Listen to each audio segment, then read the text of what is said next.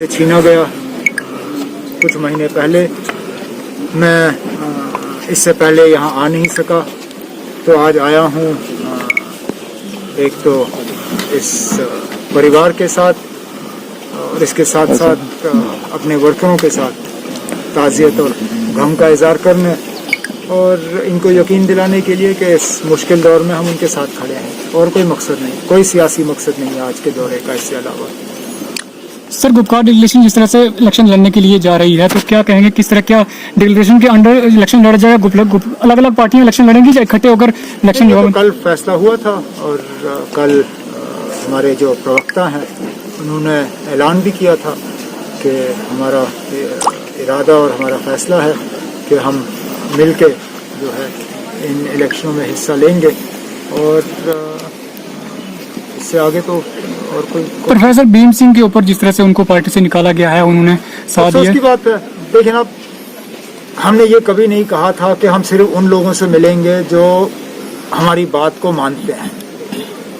हम तो सबको मिलने के लिए तैयार थे। यहाँ तक कि अगर बीजेपी वाले भी हमें आके मिलते और कहते ना हमें आपका 370 और 35A का नारा कबूल नहीं है, हम उनको भी सुनते।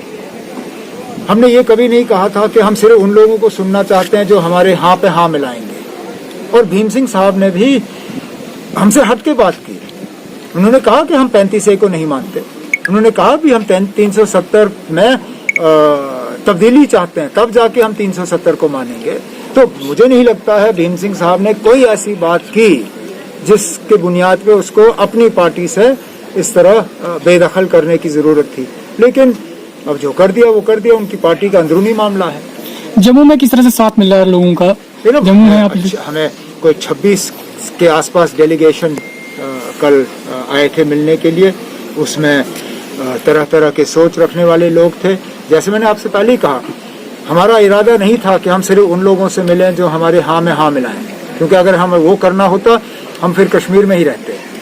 हमारा मकसद था जम्मू आने का कि हम तमाम विचारधारा रखने वाले जो ऑर्गेनाइजेशंस हैं या लोग हैं उनसे हम मिले और काफ़ी हद तक इसमें हमें कामयाबी हासिल हुई है। आगे जाके हम और लोगों से मिलेंगे।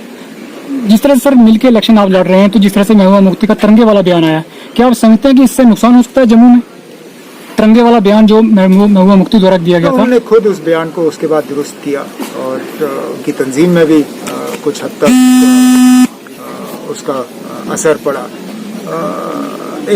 हम जो हमारा एजेंडा है गुपकार डिक्लेरेशन का, हमारा डेलीगेशन, हमारा जो एजेंडा है वो सबों का जो यूनिफाइड एजेंडा है, हम उस पर इलेक्शन लड़ेंगे। सर, इसके बाद जिस तरह से फैसला लिया गया कि मिलके इलेक्शन लड़े जाएंगे, अगर सेंटर की तरफ से इस वक्त असेंबली इलेक्शन करवाए जाते हैं तो उसमें भी अगर मगर में ही तो सारा सिलसिला बिगड़ जाता है। नहीं, अगर करवाए जाते हैं तो उसमें भी अभी असेंबली इलेक्शन की कोई गुंजाइश ही नहीं है। अगर डिलिमिटेशन कमीशन नहीं होती तो मैं मानता कि मुमकिन है ये जल्दी इलेक्शन बुला सकते हैं, लेकिन अब तो डिलिमिटेशन कमीशन बुलाई गई है। कोरोना के वजह से डिलिमिटेशन कमीशन ने अपना काम जमीनी सतह पे शुरू भी नहीं किया।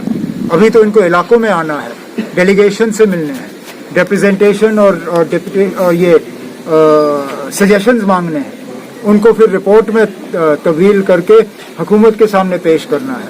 मुझे नहीं लगता है कि अगले 1-2 साल में यहाँ असेंबली इलेक्शन मुमकिन होंगे। जब होंगे तब ये मुझसे सवाल